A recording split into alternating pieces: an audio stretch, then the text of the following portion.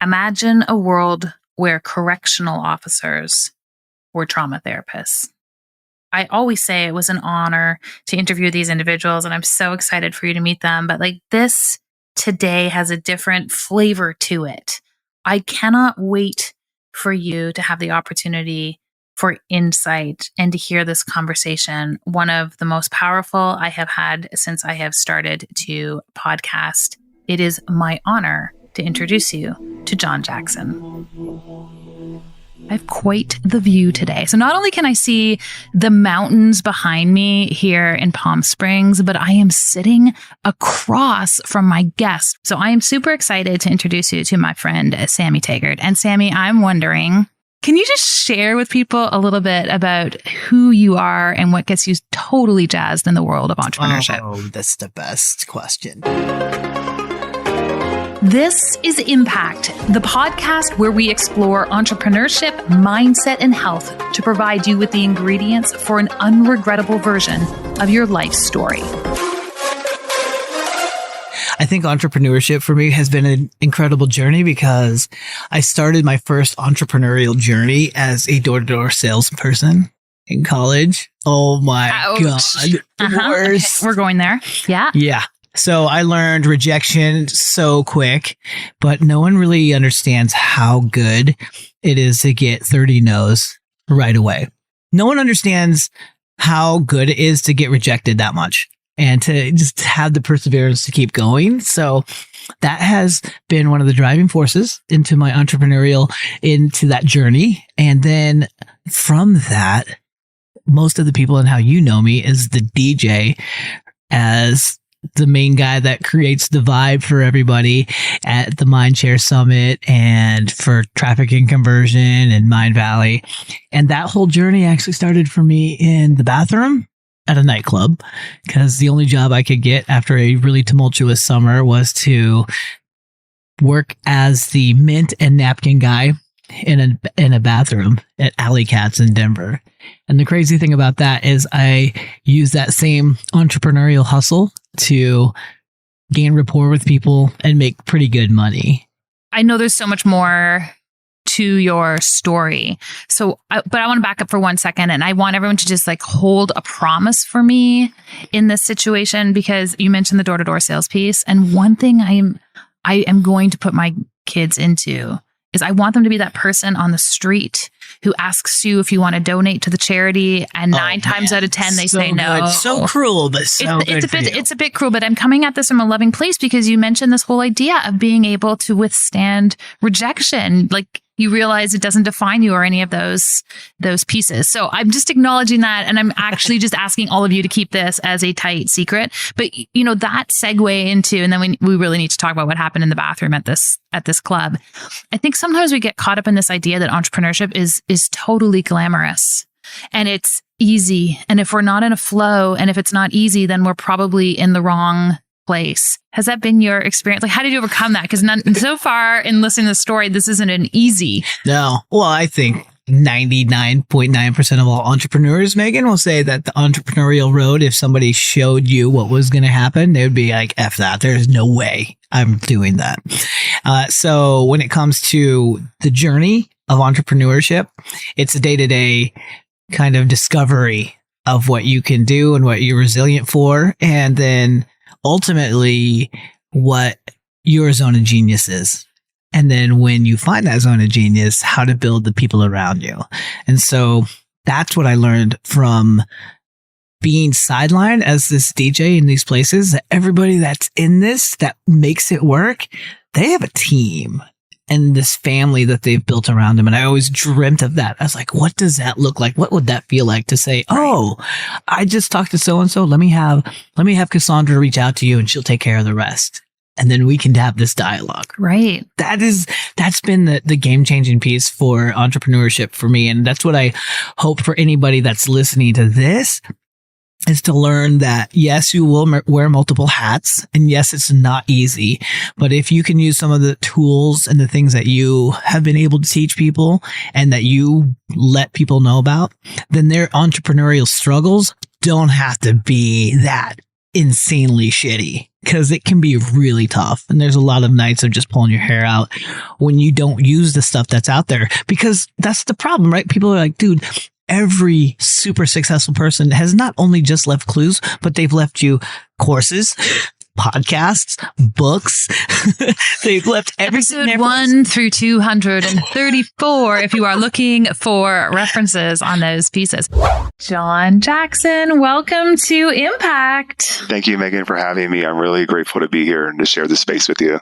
Oh, well, I've been really looking forward to this conversation, and I was just sharing with you again, but I reached out to you a few weeks ago and said, we've shifted the nature of this podcast and of this platform. And one of the things that I really want to do in a very intentional and concerted way is create a space to have conversations with people who are having very unique impacts on the world. And as I was sort of pulling together the list of people that I wanted to have a conversation in this realm, you were right at the very top. And we had an opportunity to connect last year. You worked with me to help have Kat come and speak to our audience. But I was really intrigued by you and your energy. And I'm wondering, John, if we can start off by you sharing with us a little bit more about your story so everyone has context for my intrigue. I would love for you to start off actually where we are right now with the work that you are doing in the world and why you are so uniquely qualified to be able to have the impact that you are having. Awesome. So I work for Hustle 2.0. We're an organization that serves people who are men, women, and unfortunately youth who are incarcerated in the United States. And we currently serve in all 50 states in this country. We take a holistic approach to rehabilitation and healing. We focus on trauma, and we like to say that we're putting lipstick on the pig by making trauma fun, processing trauma fun. And we do a really good job at that. And what makes me uniquely gifted to do that is my experience of serving 18 years in prison, being a former gang member, and misusing my leadership skills and my ability to help people.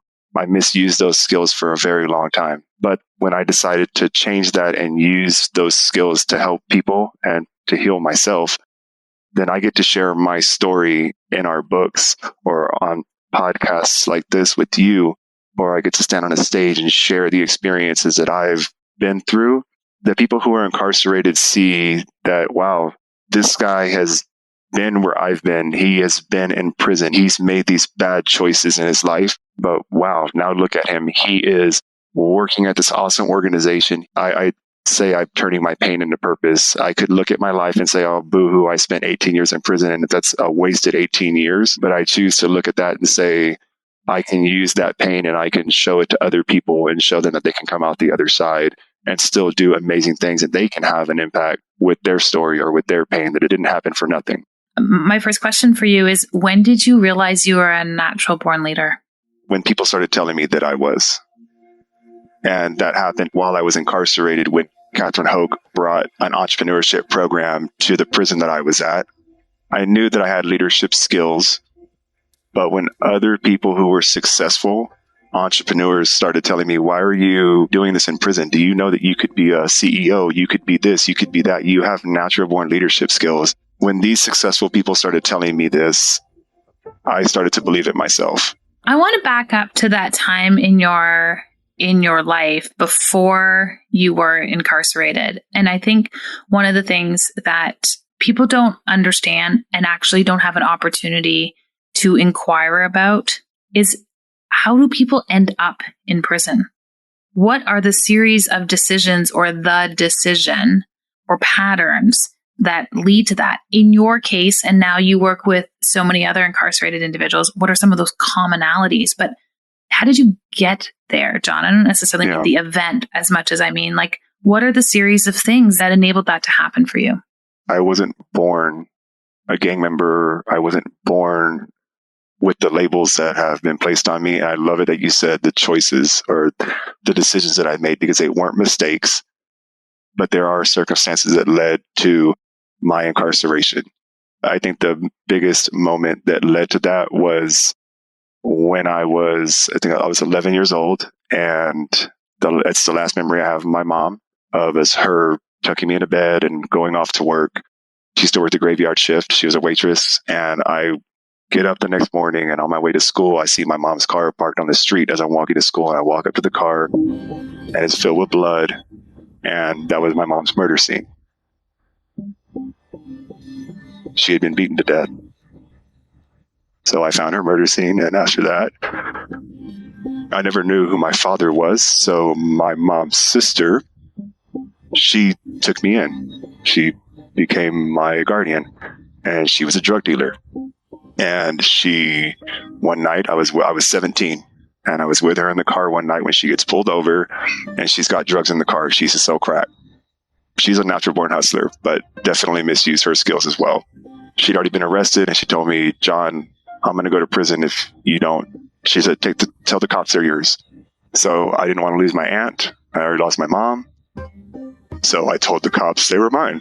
And she watched as I was handcuffed and placed in the back of a cop car at 17 as a kid. And the person who was supposed to protect me, who promised to protect me, watched as I went to jail at 17 years old. And she praised me for it. And I felt like I did what I was supposed to do, right? I protected my family from going to jail.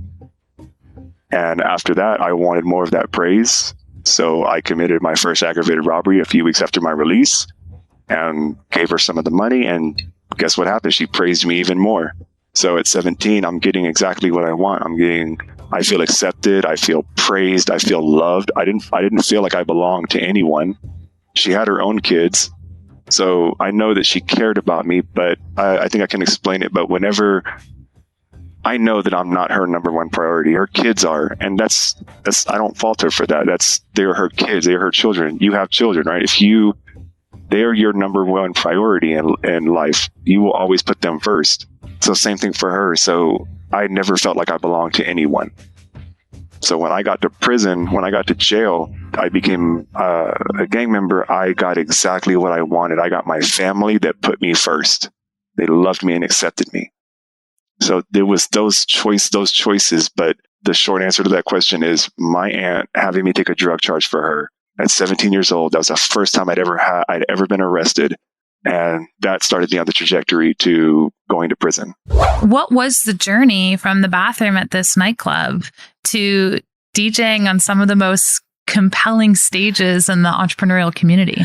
I'm big into learning personal development from people like Tony Robbins and Brendan Burchard, even JJ, and a lot of the people that were here with this weekend. And that was that you have to have a vision that's so compelling. And mine was to be on stages to perform. And so my reticular activating system was set. And if they don't know what that is, if you haven't realized what that is, that's super simple. If you were to go out and buy a new car, all of a sudden you see that new car everywhere, right? And so my unconscious mind was really honed in on how to get on a stage, how to be in front of people performing. And so what my unconscious mind was doing was like, hey, how do you get from this bathroom and into this DJ booth? And how I made that transition is what was happening in the bathroom is the only thing that kept me there was the fact that I could walk outside of the bathroom, look around the corner, and there's this DJ just pumping up this crowd.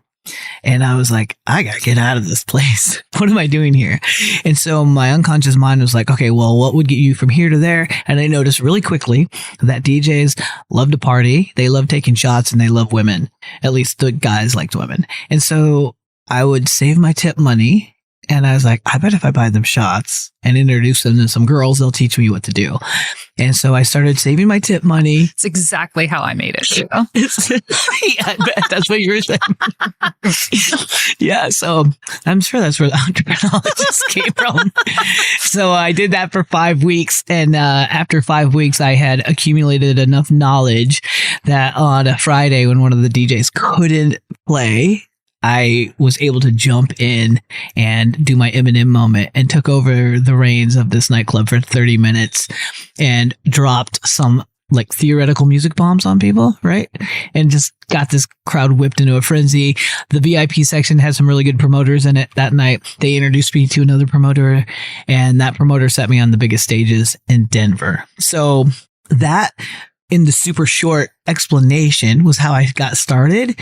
And before I knew it, those events, and there's a lot more details in there. I don't know how deep you want me to go into them, but there's some crazy stories in there, things that are not necessarily, I don't know, they're for sure not PG, but the things that happened in the middle, oh my God, it's just nuts because I look back on it and I was like, damn, you did that. That was crazy.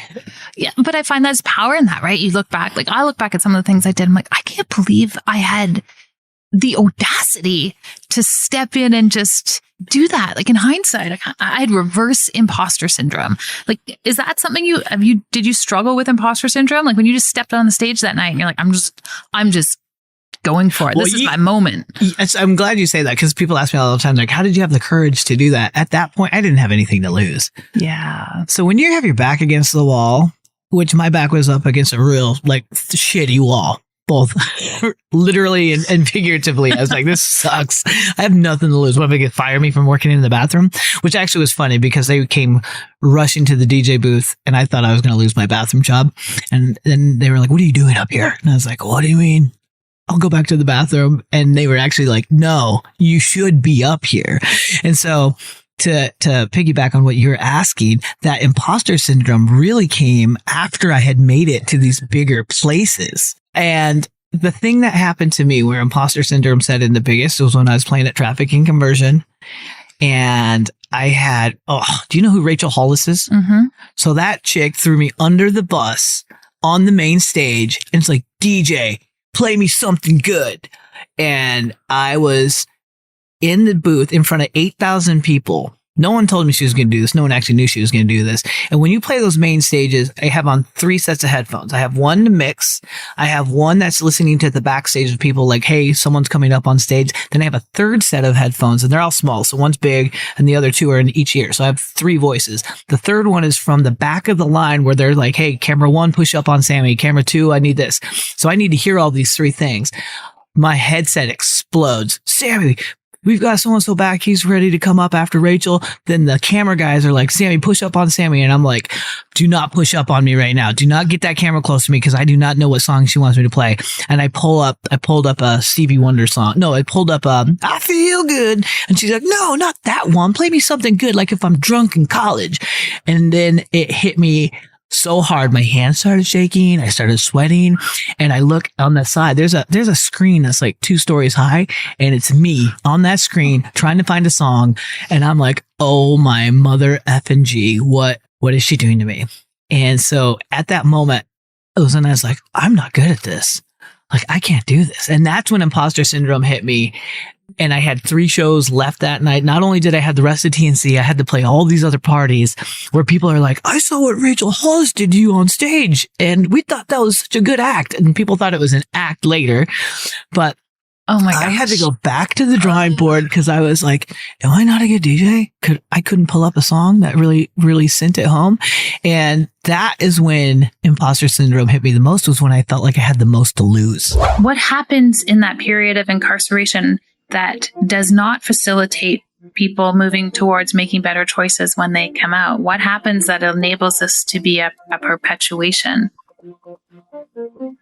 So when I get to prison, the indoctrination is not from I'm using air quotes here, the rehabilitation system in the United States of rehabilitating. The indoctrination is from gang members who say, come in, we're going to show you what you're supposed to do, who you're supposed to be. And it's very militaristic.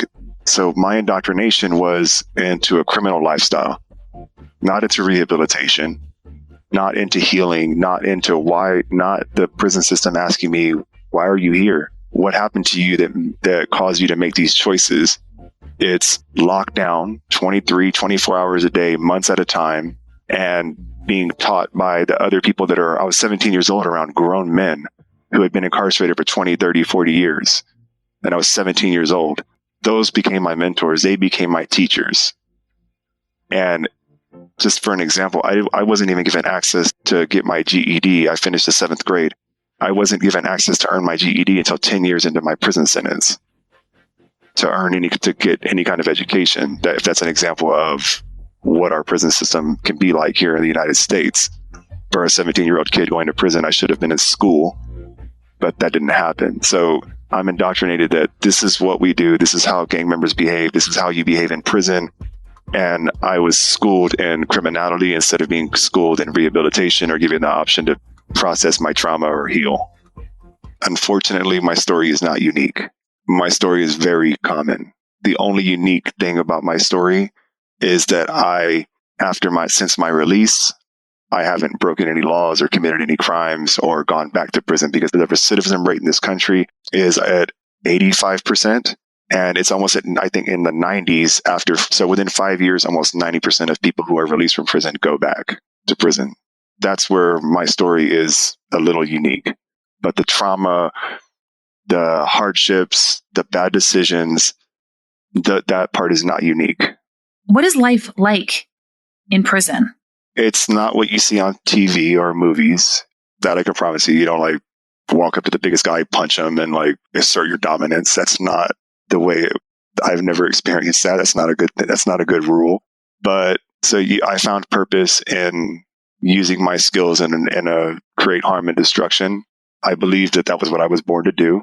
I'm very purpose driven, even if that at a time when that purpose was not good. But in prison, you find a routine, you find habits, you engage in those habits. I educate people, so many people in there. It's one of the largest untapped talent pools that exists.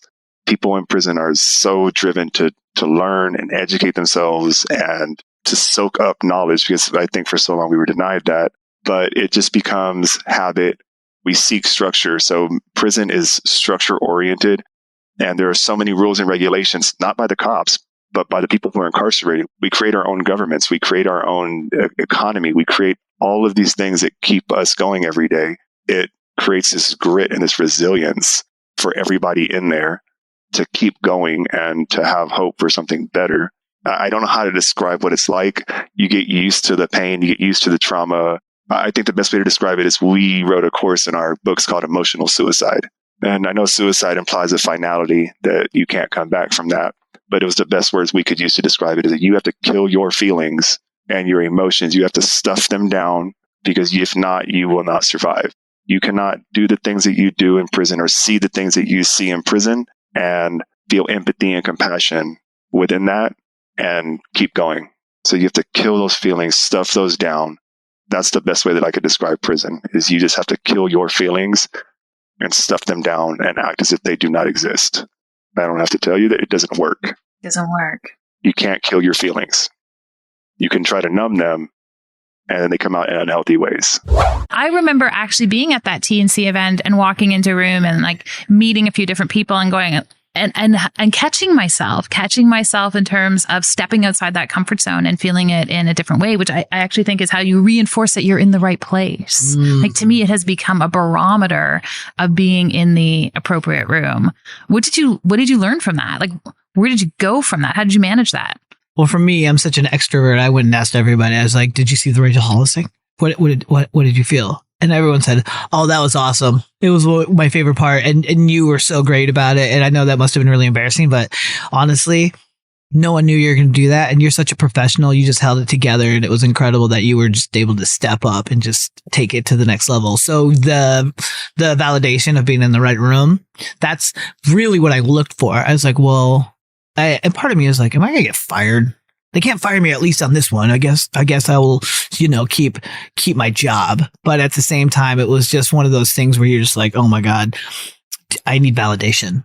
I need to know that I'm okay. You have been in the right room. Like, you've literally been in the room at some of the biggest events, working alongside some of the most compelling people in this industry. What have been some of the most enduring lessons that have come from that? The biggest lessons that I learned from all those folks is they never did it alone. And to have a compelling vision that's so big that it pulls you. To dream so big and to not be scared of that massive dream. So my vision for myself was not just hey, let's build a podcast company and let's have a talent agency. It was never that. It was like, let's get on the most compelling, world-changing stages and work with the most influential, impactful people on the planet. And for me, I'm adopted from the Philippines. And when I found out my origin story, my biggest mission was to figure out how to save the kids from not having jobs and to get them put in a place that would be impactful for their lives. So that dream was nuts. And so I wanted to figure out what would be the craziest thing that Richard Branson would do, or that, Elon Musk would do, and all these people that have just changed the planet for better. And I learned from them that never being afraid of that massive dream is something that I really took away from it. Have fun, extreme amounts of fun, because it's all going to suck at some point. But if you do you hang out with anyone who's not fun? No. Is it like that is a criteria to work with you? Yeah, like that's a part of the thing. If you can't have fun, if you can't have a dance party on our Zoom call when we're doing shit, then why would we want to work with you? And then the other thing is you're never alone on an island. If you can dream that big, there are going to be people that will support you. So those are the three big things. It's awesome. I really appreciate those takeaways. I'm also just like feeling none of these people are reasonable people. Like they don't sit in the room. They're like, oh, like let's come up with some reasonable goals. Like it's so beyond that. Yeah. And I remember when that second time I was on Necker Island, they brought me out there to play for his intergalactic party. They were like, hey, we're going to space. I was with the Mavericks and Yannick and Sophia, and they were talking about going interstellar. And it was just a casual conversation. And he was talking about, yeah, we have to be an interstellar species, whether we're living on other planets, but we should be mining. And he's talking about Peter Diamandis and how he'd been mining on asteroids for a while now. And the conversation was so normal around this astronomically huge thinking. Like when I go back and I was telling my parents this, I was like, yeah, they're talking about mining on asteroids and living interstellar and doing these things. And my mom's like, did you see the new baseboards on the floor? It's like, I'm so sorry. I did not notice. Yeah, I was like, yeah, Mom, we're talking about mining on asteroids. And she's like, I know, but those look great, don't they? It's just, and I think that is the society as a whole is not thinking like that. So we need people like you that are visionaries. We need people that go big and think huge and act in correspondence to that, because it's rare, but it's so necessary. The dreamers really do compel and pull the future forward. And that's what I love to be around. And I don't know how I got lucky to do that, but it's been 25 years of working on that. Throughout my time, I did 4 years in solitary confinement, locked in a cage that's basically the size of an elevator.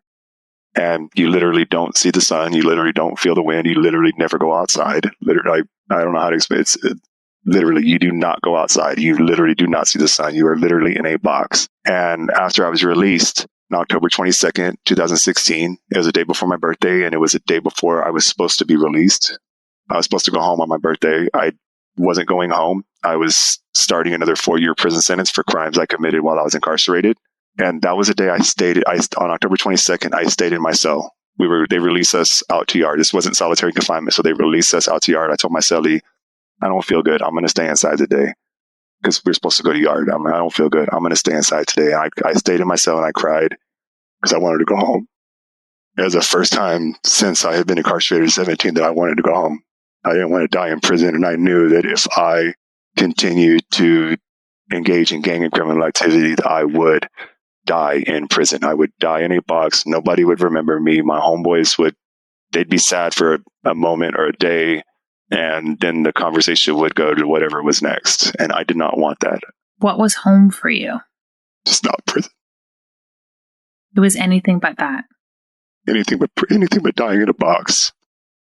What happened next? Because it sounds like there was this emotional opening for you. There was an emotional opportunity to see things differently. The changes, they didn't happen overnight, but I made gradual changes. Before this, there is no way out of a gang. The way you get out of a gang is you die or you snitch. And I didn't snitch, and I'm not dead. But I started making gradual changes, and those changes were giving up all the privileges that came from being a high-ranking gang member at the time, of making money, selling drugs, selling cell phones, engaging in the microeconomy that exists in prison. I started giving up all of those privileges.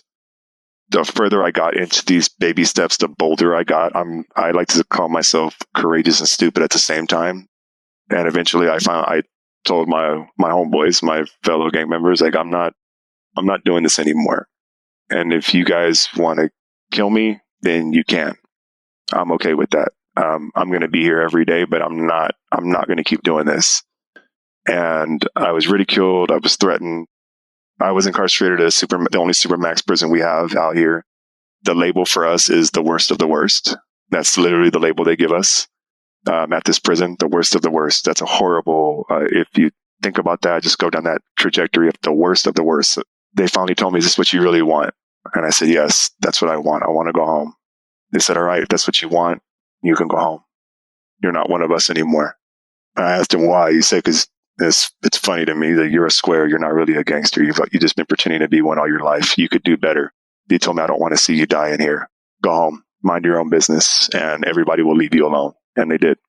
2 years after that, I paroled. I was released from Pelican Bay State Prison. Is there support for individuals like you who have a strong change of intent around how you want to be involved in prison life? Like, is there like any system that lets you identify yourself as someone who's like, I want help, I want to rehabilitate, I want to go home, I want to be good? Like, so now there is. So that's where in our curriculum we have what's called squaring up. So they called me a square after that. I was a square. So we called our gang retirement plan, we called it squaring up. And it needs to be shown with your actions, not your words. If they're at an institution or a prison that provides rehabilitative programming, it's engaging in that programming. It is no drugs, no alcohol. It's cutting those things off. It is not engaging in gang and criminal activity, because I can see that. The other gang members, the other people who are incarcerated can see that. And they're probably going to make fun of you. They're going to ridicule you. They're going to ostracize you. And that's what has to happen. That's part of the process. It's part of the process of changing your life. You're not turning your back, but you're giving up your family, and you're giving up all the values that were instilled in you from those people, and saying, I have a new set of values. Doesn't mean that I still don't love the people who I was incarcerated with. I love them dearly. I miss them, but I don't want to be where they are. And I want them to come to this side where I'm at. I want them to one day be on your podcast and share their story. That is what we want for them. So if they need to show it with their actions, not talk about it. You add this layer of experience, this intangibility to the experience of thinking bigger. And I've been at enough events with you where like your role really is to inspire that subconscious to like vibrate. I do feel like that. So, I'm wondering if you can just speak to this idea of like, how do you set a vibe, like not just running events, but I'm super interested in the user experience that we create as business owners. I don't care if you run an insurance company or you're a car dealer or you're a naturopathic doctor, or like, it doesn't matter what you do. I feel like those individuals who have that intangible je ne sais quoi, like they are the Canadian way. You must be so Canadian. Je ne sais quoi.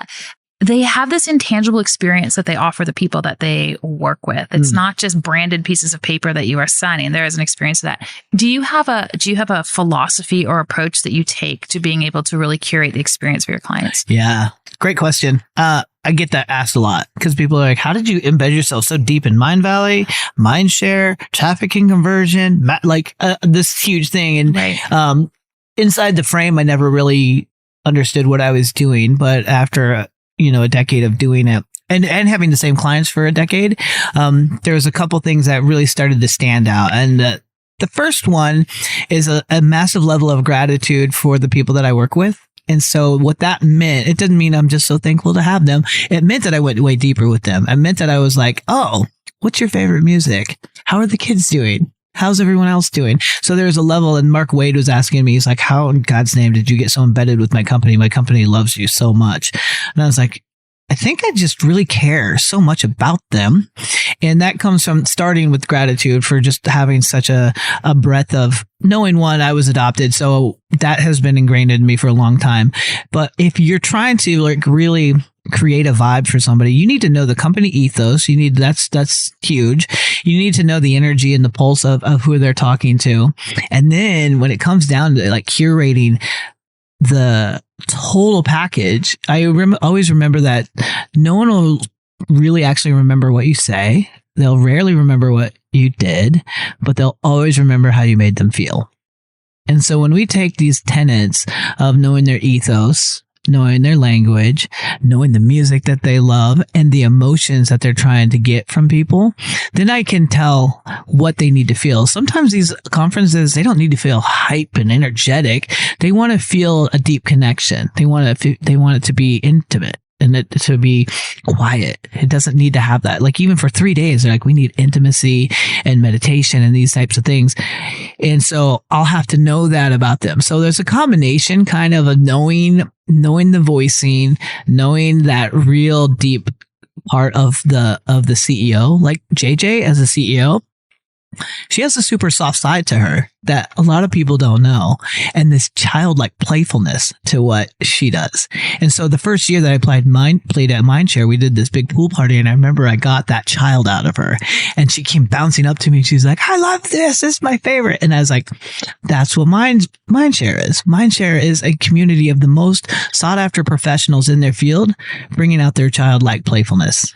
And so I put that inside. And that's why when I bookend all these parties and all these things with them, it's all about dancing and bringing that kid out of them. So when we're like thinking of parties and doing the stuff with them, it's like, oh yeah, we should have a bouncy castle and everything. We should have games everywhere. Of course there should be right? a bouncy castle. Of course there should be a bouncy castle. Of course we should have a theme party around like, what is your superhero and what do you dream of being, right? So those are the things that I think I've gotten really lucky to know. And I also discovered that through a lot of errors, a lot of mistakes with events where I'm like, oh, maybe I'll just infuse what I think these people want, and things have flatlined.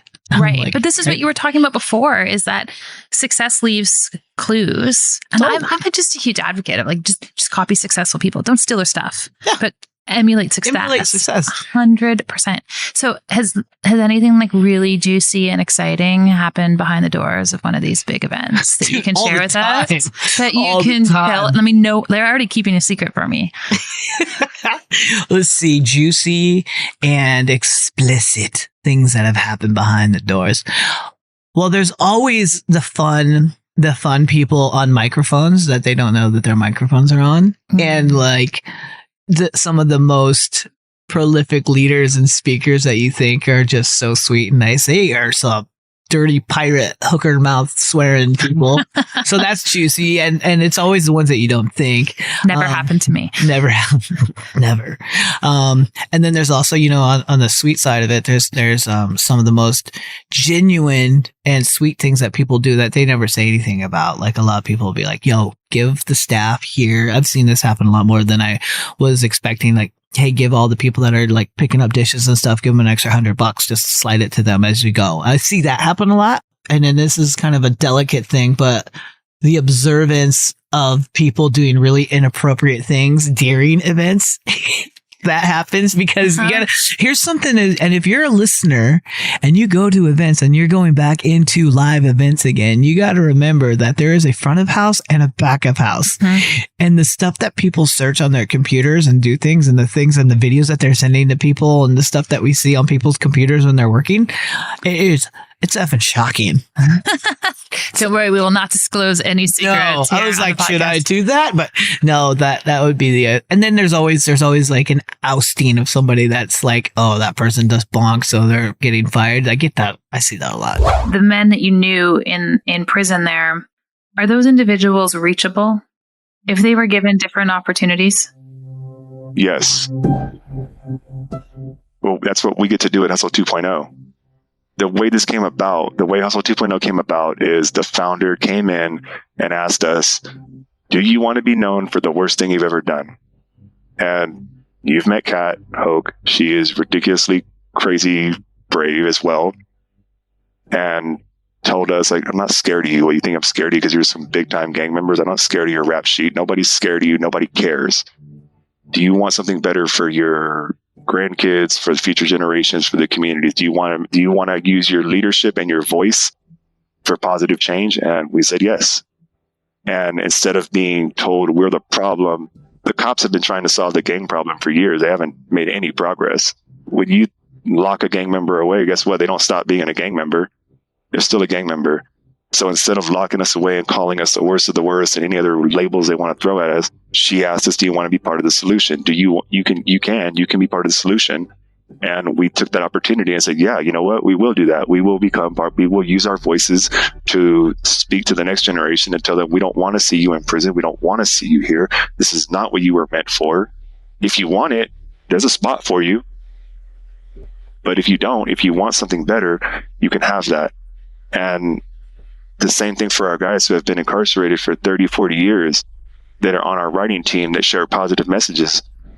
They just needed somebody to say, hey, I see value in you. I see worth in you, and you can do better than you can do more if you want to. And I'm going to give you the opportunity to do it. And they seize that opportunity. And it doesn't mean that they're not angels.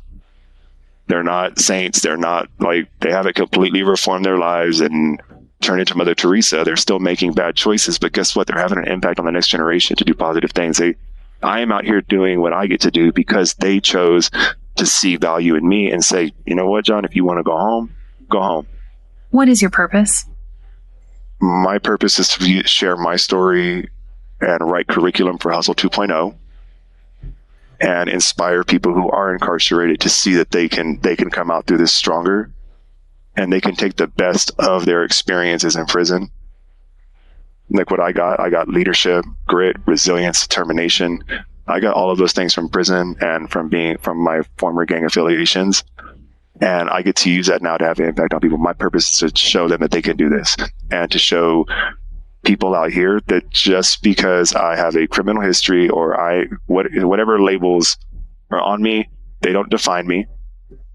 That way, when next time whoever hears this podcast, when they interact with someone who is formerly incarcerated, they remember, oh, I remember John Jackson. He was pretty awesome. And I would give him a chance. So I see this person standing in front of me who has a criminal history or who has these labels slapped on them. I'm going to give them a chance. For just this minute, I'm going to bestow upon you this power, and it's imaginary because I have zero authority to do this. You get to reform the prison system. You get to drive these changes. What are the most critical things you are going to change immediately? The first thing I would change is the correctional officers. They have training. They have trauma training. They have some kind of trauma training. They're therapists, not cops. They know that the people who are coming into there are human beings and they treat them like that instead of calling me by a number or calling me an inmate or slapping labels on me. That they have their own trauma. They are allowed to process their trauma because they are traumatized by being in prison as well. There's trauma that's experienced before incarceration. There is trauma during incarceration causes its own trauma for the incarcerated person and for the guards who work there. They see things that no person should see. They endure things that no person should endure. The hurt people, and they are hurt. And because of that hurt, they hurt people who are incarcerated. They compound that trauma and they just continue to traumatize each other. And I think that would be my first step in reforming the prison system. We don't have enough time to talk about the money and profits that are made off of people who are incarcerated. But another part that I would change is that in California, it costs $80,000 a year to incarcerate one person. And if they were incentivized to keep people out, if the government paid them to keep people out instead of to bring people back in and give them $80,000 a year to incarcerate somebody, maybe our recidivism rate would flip. Maybe 90% wouldn't go back. Maybe 90% would stay out. So we're going to transition the interview. I got a series of rapid fire questions for you. And the first one is, has there been... Yes. Great. And question number 2, has there been a book or idea this year that has really like caught you off guard, that you've just been compelled to share or has really, forced you to think in a different way? Limitless, Jim Quick's book, Limitless. That book blew my mind, which was great because I had hit a stagnant point in like ingesting knowledge where I was like, oh, I got to read a book. But I wasn't asking myself the proper questions to read the books. And there's this part in his book where he talks about, you got to ask yourself the questions on why you're reading things. That way, if you do this, you'll actually ingest the knowledge and retain it like 80% more when you ask yourselves these proper questions and the framing around learning things. So I went from reading, 1 or 2 books and retaining minimal pieces of it to really ingesting knowledge, but reading the right books for myself. Right. So that one, and then Rocket Fuel, like reading Rocket Fuel. Yeah, it's great. I read it at least once a quarter because I'm always looking to find the best integrator and to figure out how to use that in my company, as the visionary. And so Rocket Fuel definitely shows you the structure of how to build a company as a CEO better. And I'm always looking at ways to communicate better with my team because I've realized really quickly that I have fragmented thoughts and I didn't realize that. And they're like, what are you even talking about? And I was like, that doesn't make sense to you. What are you talking about? That's crazy. That makes perfect sense. And then reading that book showed me how to just look at it from there on. You don't have that problem, right? No, I don't. I don't have any problems, really. That is like 25 other episodes. I feel like we're just stacking episodes right now. We are stacking episodes. I'm also just going to remind us that these are rapid fire questions. So question number 2, what's your favorite health hack? Ice baths. Oh, yes. High five in real life to the Sammy and I actually, how do I phrase this? Sammy and I had an ice bath yesterday together, sort of. Well, yeah, we were really both framed that poorly. We were both in the same bath, but not at the same time. Well, a lot of us ice bathed even together. Framing it worse. Yeah. So we're going down. Question number 3. How would you define your purpose? Ooh, wow. That's a great question. Really hit the brakes on that one, didn't you? Okay. So defining my purpose. I think my purpose is to inspire and to educate. And that's my 2 main things. And I used to think it was entertain, but entertainment is just a natural part of what I do. So I think my purpose is to really, here it is. This is what I always say. I always want to leave people in awe. I don't even think I can keep going. Last question for you. Entrepreneurship. Are we born this way or do we learn to become entrepreneurs? Oh, I think we're born this way. And then we find the best ones and learn more about it. I don't think you're born this way. I'm going to leave you with that thought. Sammy, you are doing so many awesome things in this world. You're super fun to follow. Where can we send people so that they can follow along on your awesome journey? We didn't even talk about this, but my entertainment name is Shoebox Moses, and you can go to shoeboxmoses.com and you can actually find out why they call me Shoebox Moses. But yeah, Sammy Taggett is also Shoebox Moses, and you can go and find me there. I've got a few quick questions for you because I want people to really understand the life you are living right now, and we're getting a glimpse of the impact that you're having. What do you do for fun or play? I ski my heart out. I know I've seen pictures of you skiing. I was hoping you'd say that. I live in Lake Tahoe, California. I have access to a resort. I have access to the mountains and the lakes, and this is my 2nd year skiing, but I don't know why, but I took to it so naturally. On my 1st year ever skiing with no lessons, I was launching myself down double black diamonds and ridiculous. That's where my arrogance and my courage comes in. And I love it. I love getting out on the mountain and playing in the snow. What's a non-negotiable for you in your life?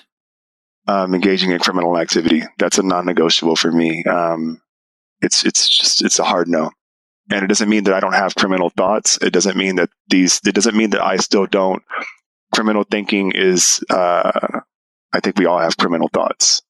We see opportunities that are against, whether it's speeding. We tell ourselves, the speed limit's 25, but I'm in a rush. I need to get where I need to go. So it's okay for me. That rule doesn't apply to me. Right. For me, I still have those thoughts. But guess what? I go 1 mile under the speed limit because I can't afford to be pulled over and be arrested again. I can't afford that. So for me, that is a hard no.